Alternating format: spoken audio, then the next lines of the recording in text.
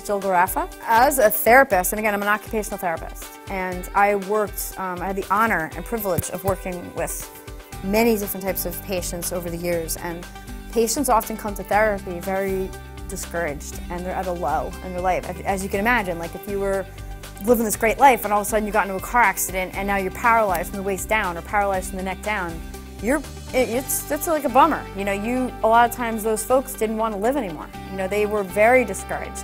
I worked with people that were on ventilators. I've worked with people that, you know, would literally never walk again. I've worked with people who've had everything, heart attacks, strokes, things like this, where they're paralyzed.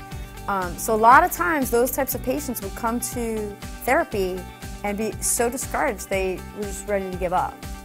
And through iPEC, through the training program and understanding core energy and understanding how to articulately and powerfully have very purposeful conversations with people to the point where, you know, people are figuring stuff out for themselves. People are understanding in their own world, like what's not working, what's working, and move past limiting beliefs, move past things that they're interpreting, move past the fears that they have, the doubts that they have, the self-deprecating conversations that they have. So as a therapist, it's a perfect fit.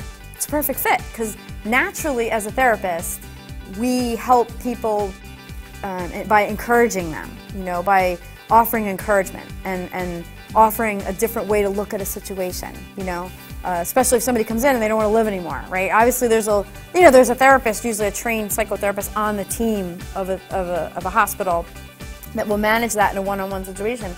But the rest of the 23 hours of the day, you know, it's the rest of the staff. It's the nurses, the doctors, the therapists, you know, that work with those patients. Like you need skills to be able to bring somebody through a situation, you know? And it's not, and this is the interesting thing, I used to always think that coaching was just cheerleading.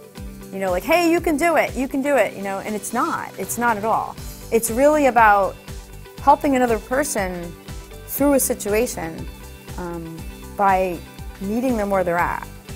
You know, I mean, yes, it's partly cheerleading and encouraging, but it's more than that. It's being able to lovingly call somebody out on something, you know, when they're playing small and when they're scared, you know, to call them out with love and with compassion when what they're doing and how they're being isn't working.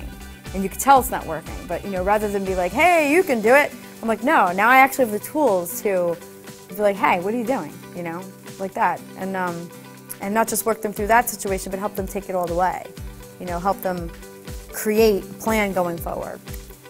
So, and as a therapist, you know, it's all about a plan. It's a treatment plan and an ability to, you know, what's the saying goes, if you give a person a fish, they eat for a day. If you teach a person to fish, they eat for a lifetime. You know, being a therapist, that's what we do. We essentially teach people skills for living, skills for life. And part of the skills that we teach are, you know, being self-sufficient and, you know, talking yourself through a situation to move forward.